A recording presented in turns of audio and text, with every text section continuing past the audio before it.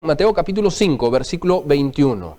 Yo siento un poco de calor, no sé si es ya la vejez, los bochornos de vejez o está haciendo. A ver, entonces si alguien sabe, no me digas eso, no me digas eso. A ver, no me desanimes. No sé si el aire está funcionando bien ahí, ¿sí? ¿Sí? Perfecto. Entonces si alguien entonces me están haciendo sentir más mal. Yo creo que todos está bien, yo soy el único que estoy mal o algunos sienten calor. Yo sé. Sí, no, pero él por nervioso creo, o porque te hacía calor, Francesco. Estaba caliente. Entonces alguien puede chequear, revisar, Dani, a ver si puedes revisar ahí si está el aire, estamos bien ahí. Bueno, mientras tanto vamos con Mateo 5, no nos vamos a desviar. Mateo 5, versículo 21, vamos a ir estudiando versículo por versículo para poder seguir avanzando. Dice así el versículo 21, oísteis que fue dicho a los antiguos, no matarás, y cualquiera que matare será culpable de juicio. Veamos cómo comienza el Señor Jesucristo el versículo 21, oísteis que fue dicho a los antiguos. Entendamos una cosa, las personas, los judíos en esta época, no habían estudiado la ley de forma directa. Lo que habían estudiado, lo que habían era oído la interpretación de los escribas y fariseos. Por eso el Señor Jesucristo dice, oísteis que fue dicho a los antiguos, ¿no? Entonces, tengamos cuidado, como había tocado la semana pasada, y no voy a profundizar mucho en esto, pero tengamos cuidado con las tradiciones. Una tradición puede ser buena siempre y cuando no se anteponga a la palabra de Dios. Debemos acostumbrarnos a estudiar la palabra de Dios, amén, a ir a la palabra de Dios y de primera mano poder recibir lo que Dios tiene para nosotros, a través de nuestros devocionales, a través de la predicación, pero no hay nada de malo con las tradiciones, siempre y cuando no se antepongan o no se opongan a la palabra de Dios. Recuerde que toda revelación puede ser antibíblica, puede ser bíblica o puede ser extrabíblica. Bien, antibíblica, todo aquello que se opone a la palabra de Dios de forma directa. Bíblica, todo aquello que está registrado en la Biblia. Y extrabíblica, todas aquellas cosas que no necesariamente están en la Biblia de forma directa, pueden ser buenas, pueden ser malas, pero tienen que ser preparadas o comparadas con principios bíblicos. Entonces, cuidado con las tradiciones. Mucho del problema con esta gente era con estos judíos, era que habían escuchado simplemente. Otra cosa que podemos notar, había sido dicho a los antiguos o por los antiguos. Otra traducción dice por los antiguos. El hecho que haya sido una enseñanza traída por los antiguos no le agregaba en sí algún valor especial. Amén. ¿A qué me refiero? El hecho que una persona de experiencia o una persona antigua nos enseñe algo no quiere decir automáticamente que haya un valor o que sea 100% verdad. En la mayoría de los casos posiblemente lo sea, pero recordemos que todo debe ser comparado con las Escrituras. Bien, los judíos recibían la enseñanza de los escribas y de los fariseos y daban por sentadas esas verdades porque eran doctores de la ley. Eran eruditos y se supone que ellos no podían equivocarse. Pero sin embargo, vea cómo se fueron apartando poco a poco del verdadero sentido de la Escritura y al final terminaron teniendo o haciendo toda una tradición y se apartaron grandemente del verdadero sentido de la ley. Entonces el Señor Jesucristo va a venir en estos pasajes a dar el verdadero sentido de la ley en los pasajes puntuales que va a explicar. Bien, entonces oíste que fue dicho a los antiguos. Recuerde, una tradición dislocada de verdad es simplemente una mentira. Una tradición dislocada de la verdad es simplemente una mentira. Tengamos cuidado con eso. Bien, y el Señor Jesucristo va a tratar entonces a continuación lo siguiente. Dice, oíste que fue dicho a los antiguos, no matarás. La enseñanza tradicional unía dos mandamientos. Fíjese que dice el versículo 21, no matarás, y cualquiera que matare será culpable de juicio. Bien, los escribas habían enseñado como mandamiento, en realidad, lo que era un mandamiento compuesto.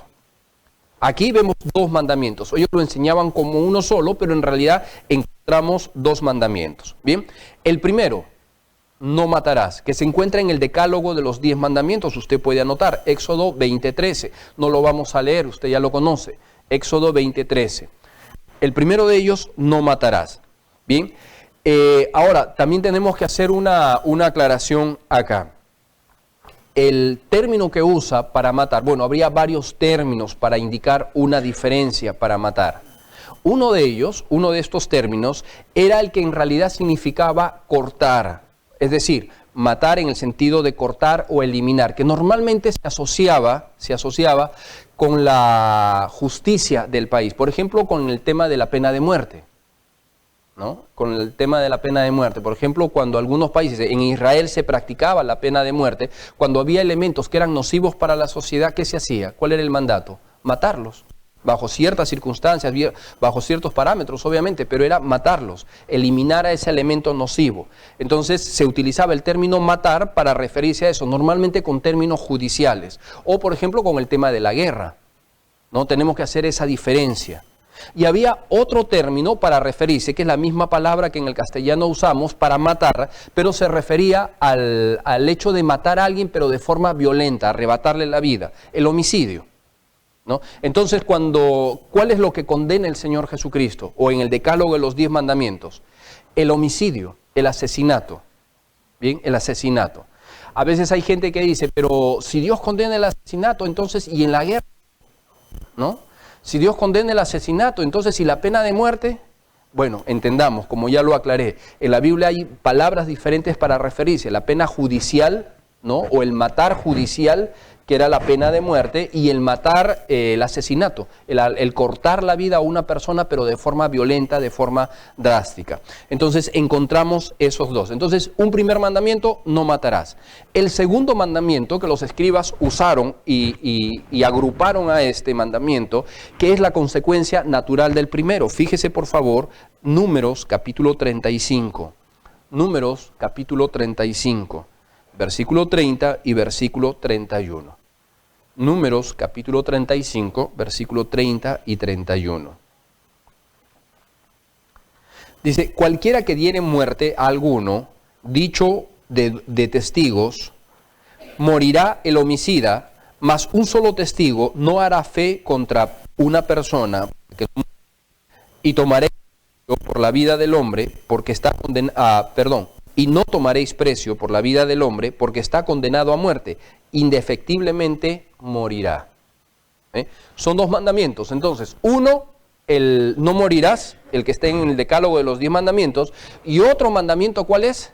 El que se refería al asesino, aquella persona que era hallada culpable de asesinato, ¿no? Tenía que morir. Dice, indefectiblemente morirá, no vas a pagar precio, no va a haber no puede pagar dinero por una fianza, no puede pagar dinero por su libertad, tenía que morir indefectiblemente. Entonces los escribas habían juntado estos dos mandamientos, habían hecho un solo mandamiento. ¿Y cómo lo enseñaban? Oíste que fue dicho a los antiguos, no matarás, y cualquiera que matare será culpable de juicio. ¿Se da cuenta? Estos dos mandamientos, para una mejor comprensión posiblemente, lo juntaron en un solo mandamiento, y esto es lo que ellos enseñaban, y esto es lo que el pueblo aceptó. Bien, continuamos. Versículo 22. Pero yo os digo que cualquiera que se enoje contra su hermano será culpable de juicio, y cualquiera que diga necio a su hermano será culpable ante el concilio, y cualquiera que le diga fatuo quedará expuesto al infierno de fuego. ¿Cómo comienza el versículo 22? Pero yo os digo. Note por favor la comparación. Cristo dice, esto es lo que dicen los escribas y los fariseos, los doctores de la ley. Pero esto es lo que yo les digo. ¿Nota la autoridad del Señor Jesucristo? Cristo había dicho anteriormente, yo no he venido a abrogar la ley, he venido a cumplirla. Yo sé que los escribas y los fariseos les están enseñando esto. Pero fíjense, este es el verdadero significado, el que yo les voy a dar, este es el verdadero sentido del mandamiento. Los escribas y los fariseos se habían enfatizado en las cosas externas.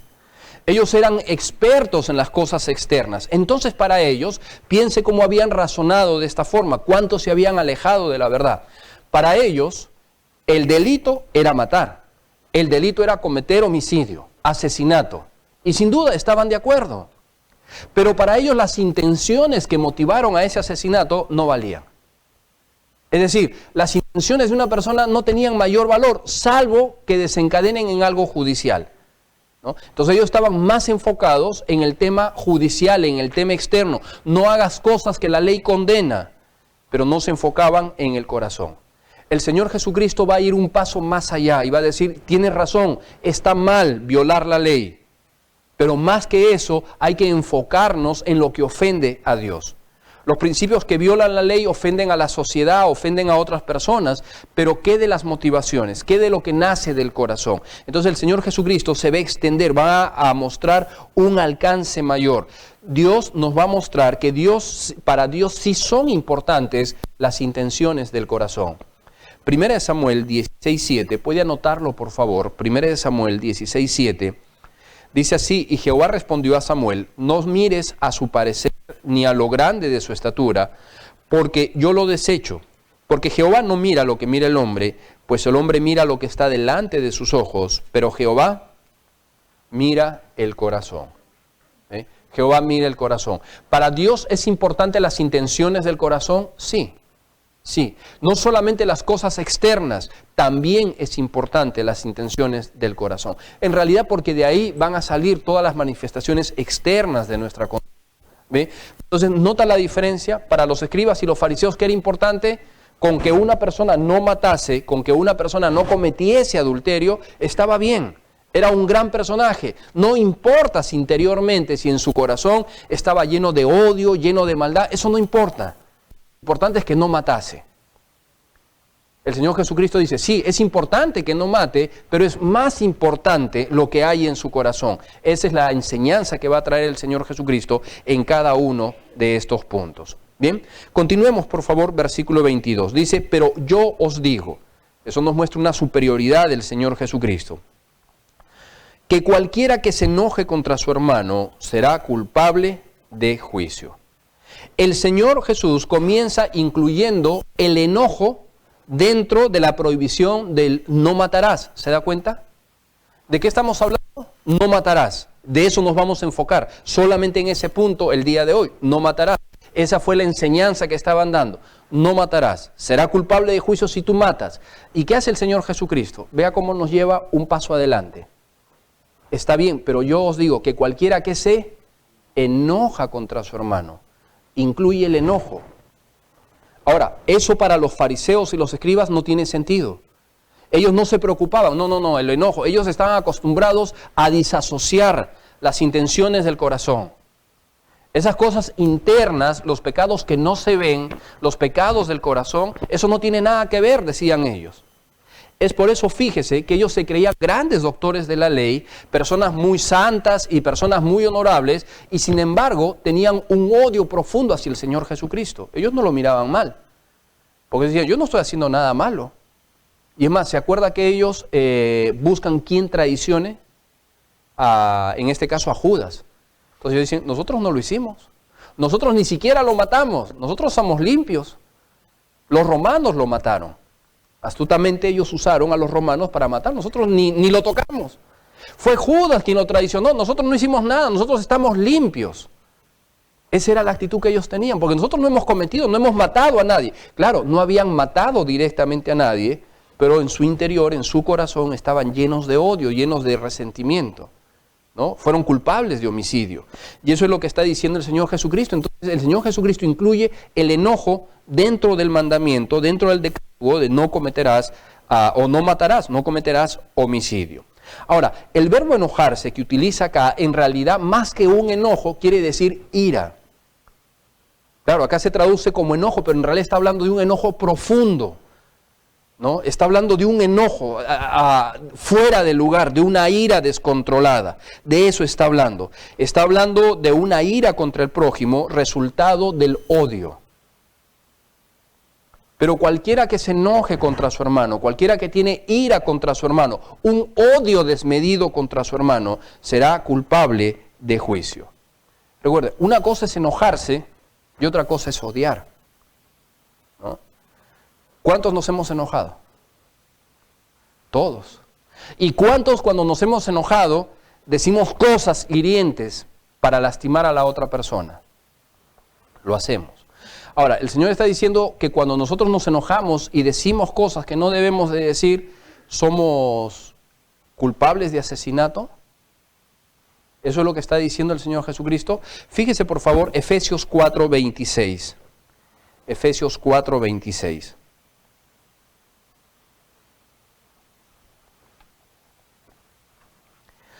Efesios 4:26. ¿Qué dice? Airaos pero no pequéis, no se ponga el sol sobre vuestro enojo. ¿Podemos airarnos? Sí, pero hay una cosa que no podemos hacer, que es pecar. Es natural cuando nos enojamos, pero cuando ese enojo sale de control y busca lastimar y herir a otras personas, se convierte en pecado. Cuando ese enojo alberga raíces de odio, se convierte en pecado. Por ejemplo, de forma natural es como Dios nos creó así. Por ejemplo, cuando una persona hace algo que viola un derecho o algo que no está acostumbrado, ¿cuál es nuestra primera reacción? Nos enojamos, ¿verdad? Si usted está comiendo y viene alguien y sin decir nada coge parte de su comida, ¿usted se va a enojar? ¿O le va a decir Dios te bendiga? No, usted se va a enojar. Si viene alguien y desordena todo lo que usted está tratando de ordenar, pasó 3 horas, medio día ordenando, limpiando, y viene su esposo, como muchas veces me pasa a mí, con los zapatos sucios, sudado, y entra a la casa, ¿usted se va a enojar o va a estar contento, contenta? Se va a enojar, amén. La hermana dice, me enojo, el hermano Sixto se queda afuera en la calle, ¿sabes? No entra. Entonces, se va a enojar, eso es natural. Entonces la Biblia, ¿qué nos dice en el libro de Efesios? No está mal enojarse, es algo natural, normal, es parte de nuestras emociones. ¿Cuál es lo malo? Pecar, cuando ya el enojo toma control de nuestra vida. Fíjese que dice Santiago 1:19. Por eso en Santiago 1:19 nos exhorta y nos dice, por esto, mis amados hermanos, todo hombre sea pronto para oír, tardo para hablar, tardo para airarse. Tardo para airarse. Entonces, ¿debemos tener el enojo bajo control? Sí. ¿Debemos tener cuidado con nuestras emociones? Sí. Entonces, volviendo a nuestro texto bíblico, este no es el caso. Este no es el caso de una persona que se enojó, se frustró. No, es el caso de una persona que odia a otra persona. Y tiene profunda ira en su corazón. Ese enojo ya pasó de ser enojo, en realidad pasó a ser ira.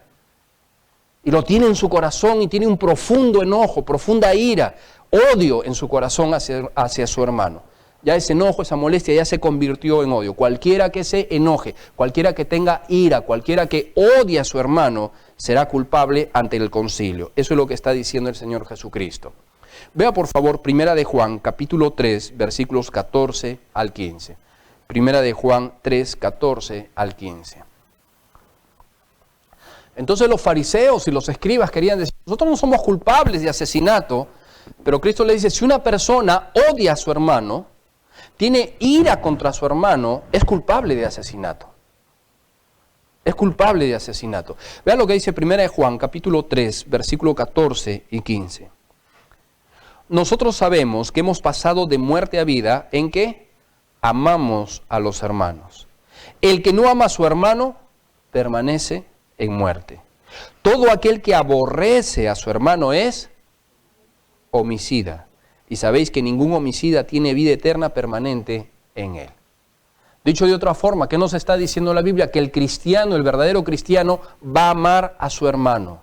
Amén.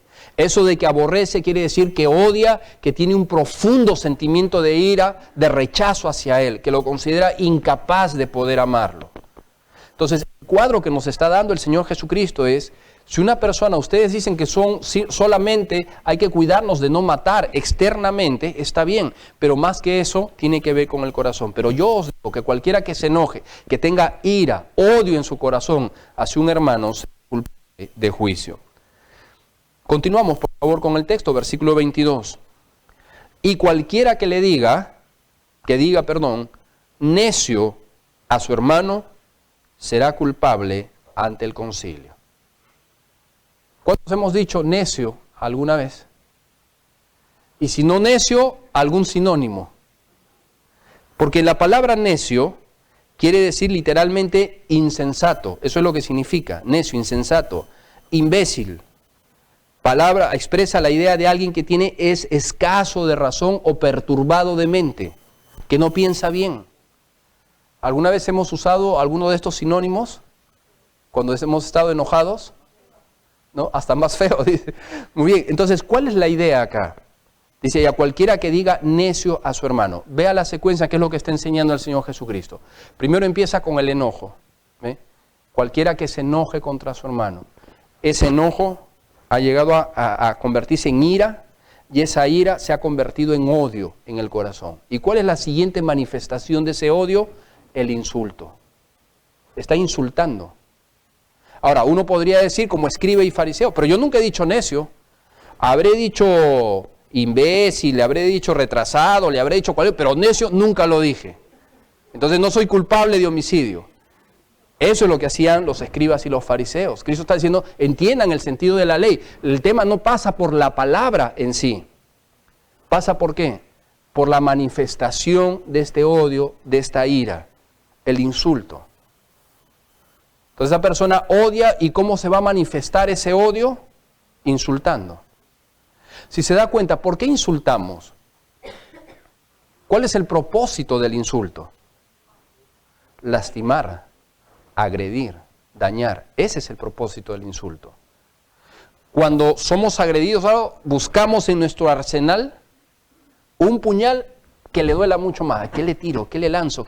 Claro, solo que lo vamos a ir con palabras. Entonces busco algo, ¿qué le voy a lanzar? Tengo que lanzarle algo que le duela y que le duela muy profundo y se lo tiramos. Eso es lo que está pasando acá. Y cualquiera que le diga necio a su hermano, cualquiera que insulte, entonces ese odio, ese enojo, esa ira se convirtió en insulto. Es culpable, dice el Señor Jesucristo. Bien, entonces llamar necio al hermano habla de una actitud de profundo desprecio. Llamar necio al hermano muestra una actitud arrogante de superioridad. Y la Biblia dice que Dios resiste a los soberbios. Esa era la actitud que tenían. ¿Se acuerdan que los fariseos muchas veces decían, malditos los que no conocen la ley? Ellos se consideraban superiores. Insultaban a las personas. Insultaban a los seguidores de Cristo. Porque ellos se consideraban superiores. Nosotros no somos necios. Nosotros no somos así. Nosotros somos especiales. Y entonces menospreciaban. Pero Dios resiste a los soberbios. Quien tenía esa actitud, o alguien que cometía ese pecado, entonces, según el Señor Jesucristo, era culpable ante el concilio. El concilio era la corte suprema de los judíos, ¿no? Compuesta por 71 escribas, 71 sacerdotes. Entonces, era la corte suprema de ellos. Es culpable ante el juicio, es culpable de juicio, culpable ante el concilio. Continuamos. Y cualquiera que le diga fatuo quedará expuesto al infierno de fuego. Aquí hay una secuencia bien interesante. ¿Cómo comenzó? Con enojo, ¿se acuerda? Estamos hablando de ¿qué? Del asesinato, de la muerte. No matarás, el asesinato. ¿Y cómo comienza? Con el enojo. De ahí ese enojo va creciendo, se convierte en ira, odio, ¿y en qué, cómo se va a manifestar? Primera manifestación, el insulto. Segunda manifestación, y cualquiera que diga fatuo, ya va del insulto a la difamación. Fatuo es una palabra muy fuerte que tiene que ver con descalificar el carácter de la persona. El insulto necio tiene que ver con un insulto personal, fatuo ya tiene que ver con una difamación. Necio tiene que ver una discusión entre dos que están peleando. Fatuo ya tiene que ir a hablar a otras personas, hablar mal de esa persona, del carácter de esa persona.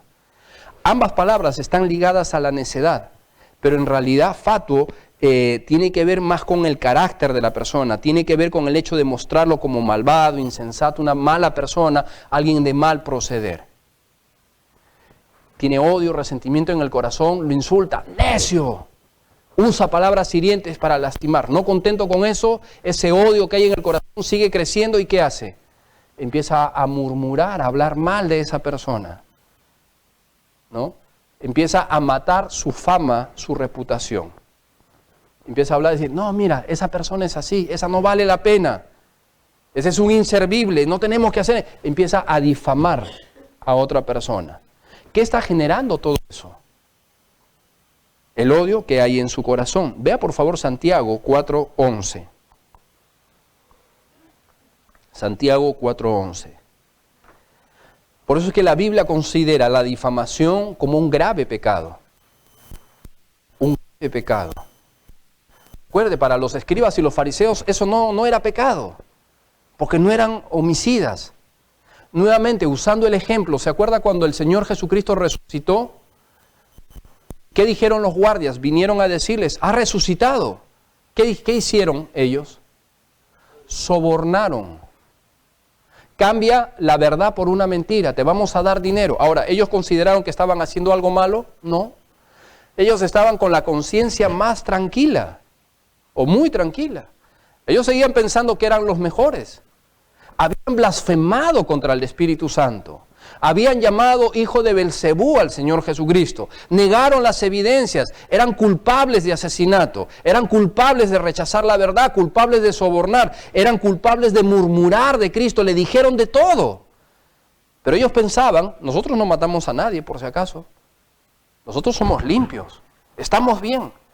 Pero ¿y tu corazón? No. El corazón no tiene nada que ver. A Dios no le interesa. A Dios le interesa que yo no mate a alguien. Esa era la actitud que ellos tenían. Santiago 4:11, que dice, hermanos, no murmuréis los unos de los otros. Dicho en otras palabras, no llames fatuo a tu hermano. Cuando murmuramos, estamos hablando mal de una persona y estamos destruyendo la reputación de la persona sin darle oportunidad a que esa persona se defienda. ¿Ve la diferencia? Cuando la discusión es con otro, yo lo hiero, pero el otro tiene la opción de herirme. Igual ambas cosas están mal, pero cuando yo llamo fatuo o yo entro en el tema de la difamación, ¿qué es lo que sucede? Yo voy a lastimar a la otra persona, voy a matar su reputación, voy a matar su vida y no le estoy dando opción a defenderse. Por eso es más grave todavía. Entonces Santiago nos dice, no murmuréis los unos de los otros. El que murmura del hermano y juzga a su hermano, murmura de la ley y juzga de la ley. Pero si juzgas a la ley, tú no eres hacedor de la ley, sino juez. Primera a los Corintios 5:11. Primera a los Corintios 5:11, por favor.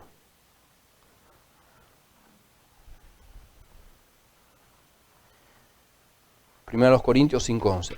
Más bien os escribí que no os juntéis con ninguno que llamándose, note la diferencia, llamándose hermano, fuese fornicario o avaro o idólatra o maldiciente, que es la misma palabra que se traduce para murmurador o borracho o ladrón, con el tal ni aún comáis. Entonces una persona maldiciente no es una persona que simplemente dice maldiciones. Es una persona que dice maldiciones y es una persona que habla mal de otras personas. Es una palabra compuesta, ¿verdad? Maldiciente, maldiciente. Gente que dice mal las cosas. Gente que habla mal de otros. Esa es la maldicencia. La maledicencia se muestra, se manifiesta de muchas formas. Una de ellas es la murmuración. Entonces, ¿qué nos dice Corintios? Que no juntemos, dice que ninguno que llamándose, ojo, no es creyente, porque ya Juan nos dice, aquel que aborrece a su hermano no es creyente. Entonces, Pablo dice, no os juntéis con ninguno que llamándose creyente, que fuese, empieza a dar la descripción, a fornicario, avaro, idólatra, o borracho, pero también dice maldiciente. Con el tal, ni aún comáis. Así que hermanos, si usted invita a alguien a comer a su casa, y esa persona empieza a maldecir, no necesariamente a usar groserías, sino a difamar a otra persona, a hablar mal de otra persona, sin darle la opción de defenderse, ¿qué tenemos que hacer? Disculpa, retírate por favor, pero déjame terminar por lo menos mi steak. No, retírate de una vez. Con el tal ni aún comáis. No más volverlo a invitar. La idea de acá es no tener contacto con esa persona porque seríamos cómplices de asesinato. Wow, ¿es fuerte o no? Sí, es fuerte. Cómplices de asesinato.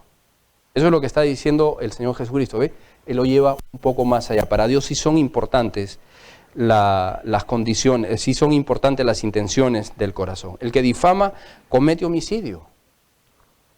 Vea Romanos 3, versículos 13 y 14. Entonces, ¿es fuerte lo que dice Cristo? Sí. El que odia, culpable de homicidio. El que hiere a su hermano y lo insulta, culpable de homicidio. Más aún el que lo difama, culpable de homicidio. Romanos 3, 13 y 14 dice, sepulcro abierto es su garganta y con su lengua engañan y veneno de áspid hay debajo de sus labios. Su boca está llena de maldición y de amargura. ¿Cómo compara al maldiciente? o al murmurador? La palabra, ¿cómo lo compara?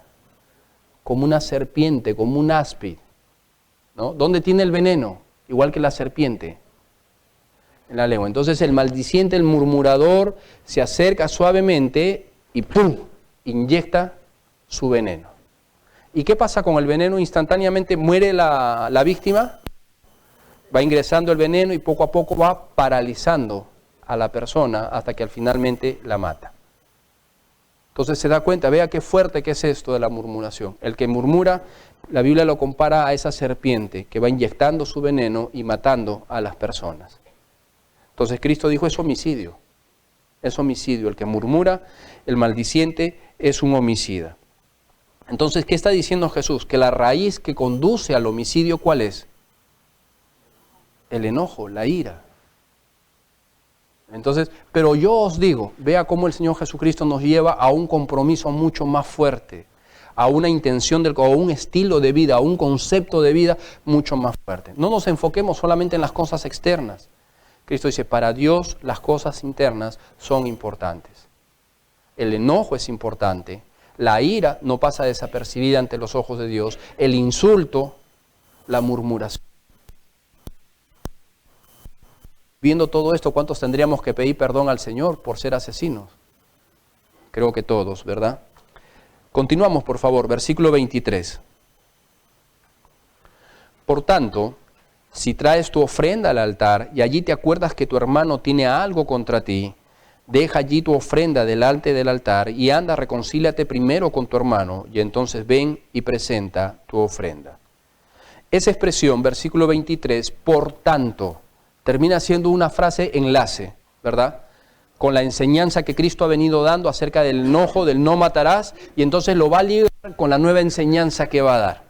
Dice, por tanto, entonces no es aparte, es la continuación de lo que Él viene enseñando. Bien, por tanto, dice, si tú traes tu ofrenda al altar, ¿qué es lo que va a enseñar a continuación el Señor Jesucristo? Que esa actitud no podemos adorar a Dios con un corazón homicida, con un corazón de enojo, con un corazón de ira. No podemos adorar al Señor. Nuevamente, los fariseos y los escribas, ¿cuál era su actitud? Así como para ellos no era importante las intenciones del corazón, ellos disasociaron la adoración a Dios. Y ellos dijeron, bueno, yo puedo tener problemas, puedo estar enojado, difamar, maldecir, yo puedo hacer lo que sea, pero eso es interno y no tiene nada que ver con presentar mi ofrenda a Dios.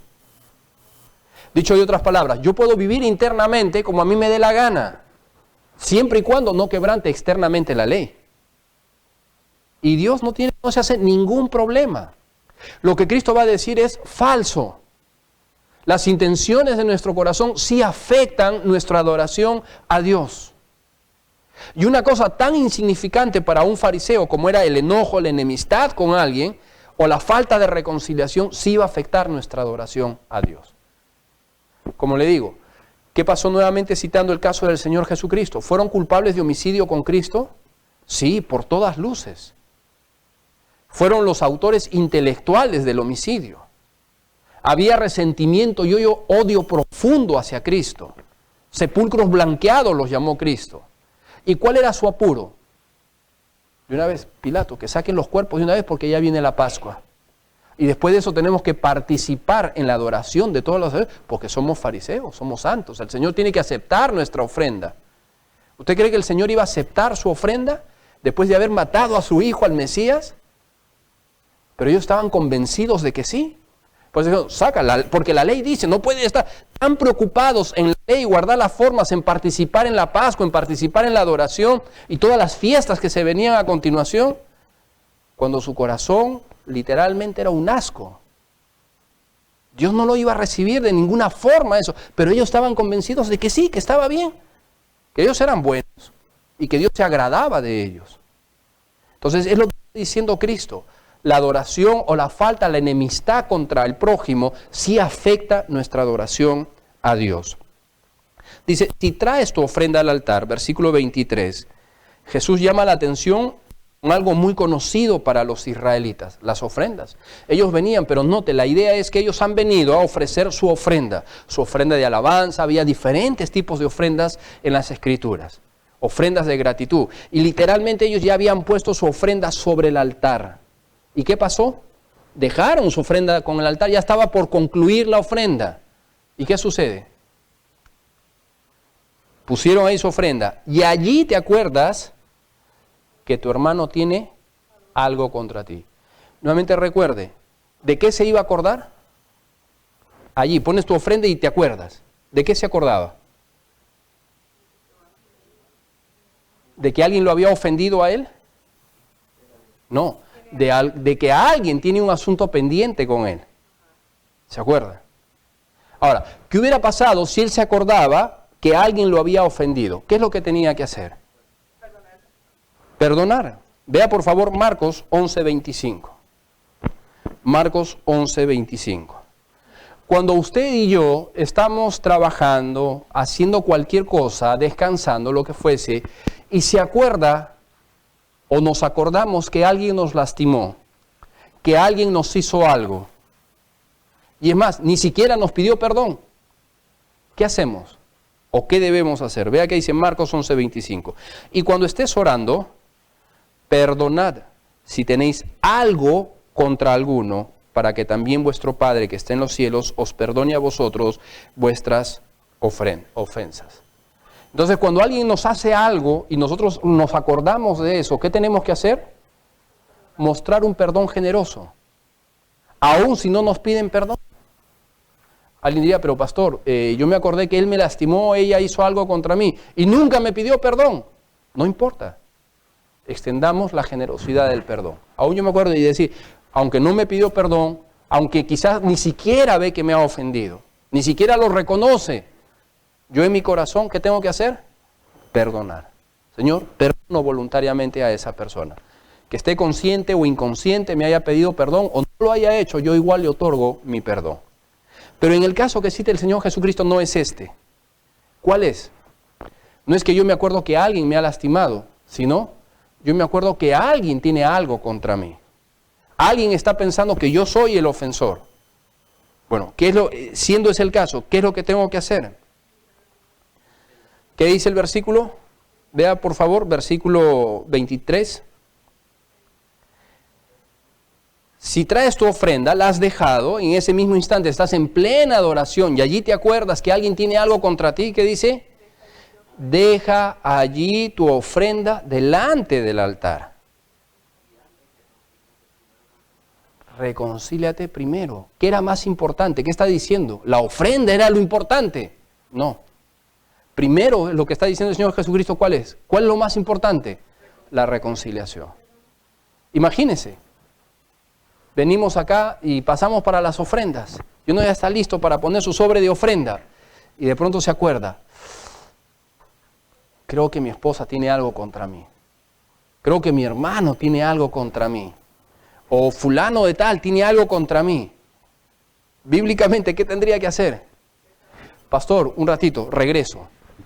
Me voy, tomo mi carro y me voy. O un día, no, pero el culto no importa. No, ve, reconcíliate primero. Arreglar las relaciones rotas. Sí, obviamente, el pedir perdón va a ser parte de eso. Pero entonces, ¿qué es lo que está diciendo el Señor Jesucristo? Vea la importancia que le da la reconciliación. Vea por favor que dice 1 Timoteo 2:8.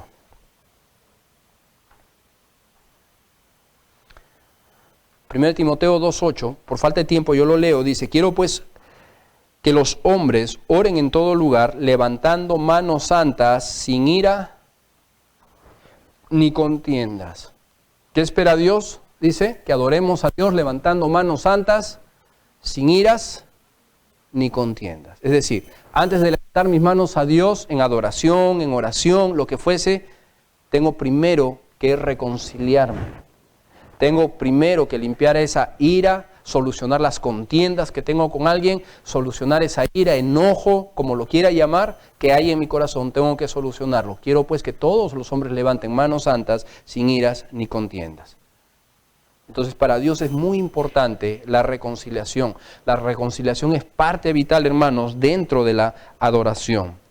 ¿Qué le dijo el Señor Jesucristo? Anda, reconcíliate primero con tu hermano y entonces ven y presenta tu ofrenda. Ese anda, note que es una ordenanza, es un mandato. Ve inmediatamente. Eso es lo que está diciendo. No deje las cosas sin solucionar. Si tu hermano tiene algo contra ti, no lo dejes pendiente. Pero yo no le hice nada, no importa. Si él considera que tiene algo pendiente, solucione ese problema. Es lo que está diciendo. Pregunto, bíblicamente, ¿quién debe tomar la iniciativa? Nosotros. Pero él ni siquiera me ha dicho, lo he visto distante, un poco enojado, y me parece que tiene algo contra mí. No importa. Ve, deja todo, deja tu tiempo de oración, deja tu lectura bíblica, deja todo lo que estás haciendo y reconcíliate primero. Esa es la idea, es urgente que te reconcilies. Puede anotar, Romanos 12, 18, dice, si es posible, en cuanto dependa de vosotros, estad en paz con todos los hombres. Para Dios es importante la reconciliación. Efesios 4, 3, solícitos en guardar la unidad del Espíritu en el vínculo de la paz. Dios desea que estemos en paz con todos. ¿Es bueno para el creyente tener contiendas con otros creyentes? No.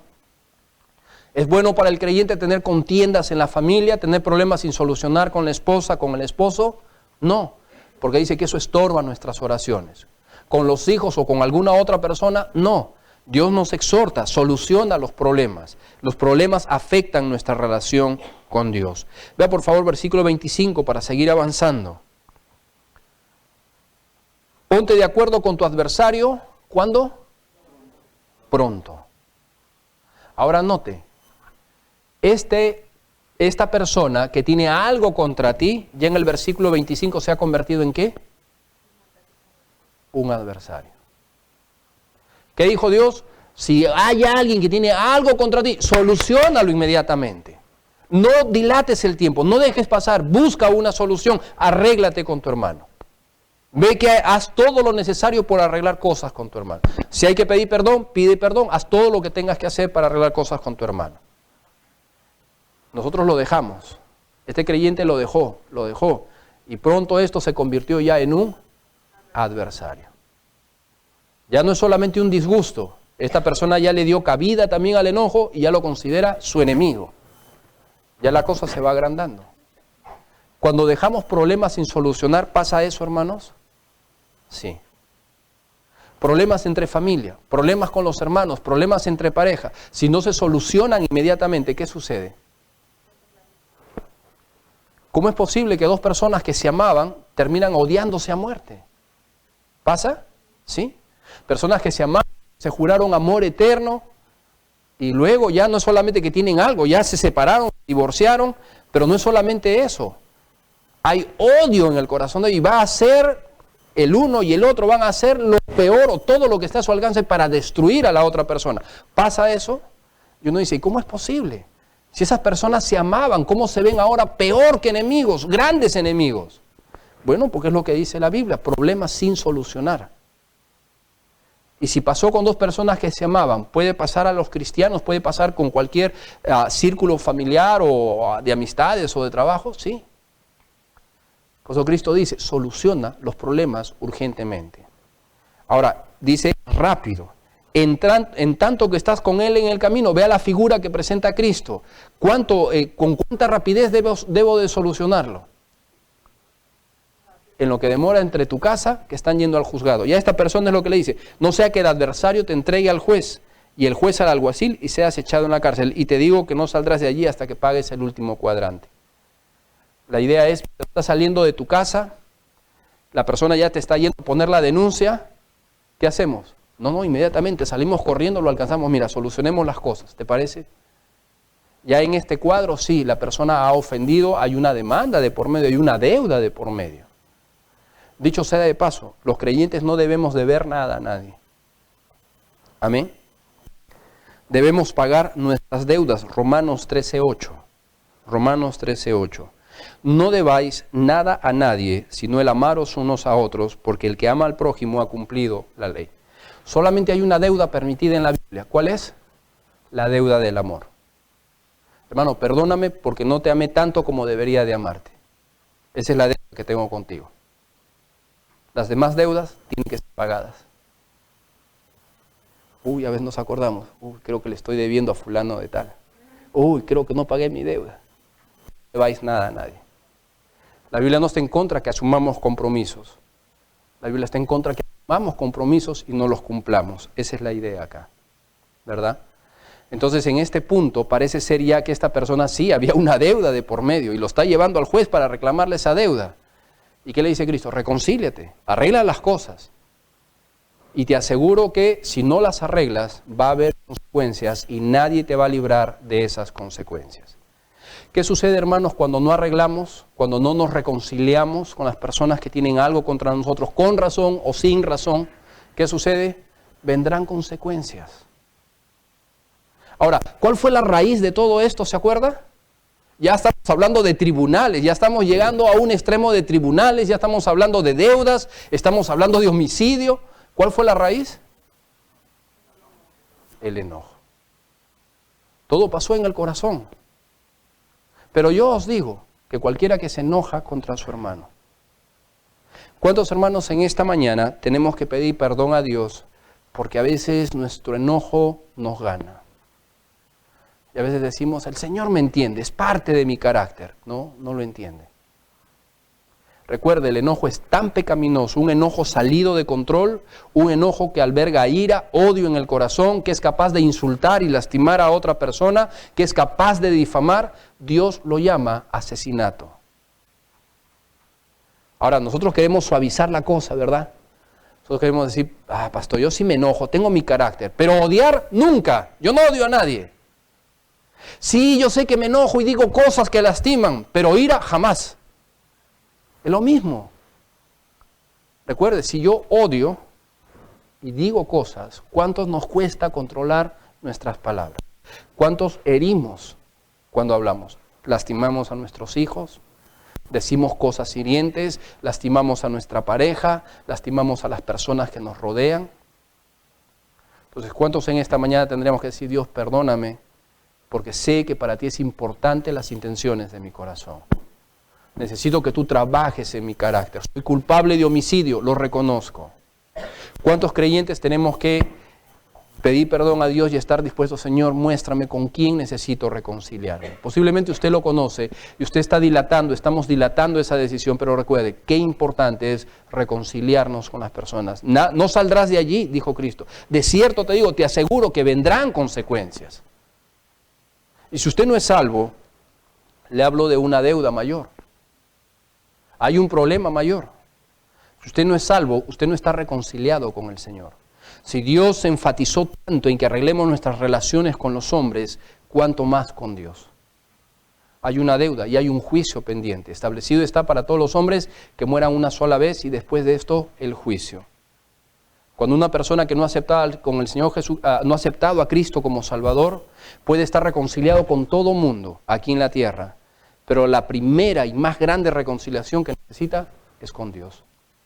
Y si no se reconcilia con Dios, le aseguro, como dijo Cristo, de cierto te digo que no saldrás de allí hasta que pagues el último cuadrante. Si la persona no acepta a Cristo, hermanos, hay un juicio de por medio y en ese juicio el veredicto ya lo conocemos, eterna perdición. Acepte a Cristo como su Salvador, arregle cosas con Dios, reconcíliese con Dios, es el primer gran llamamiento. Vamos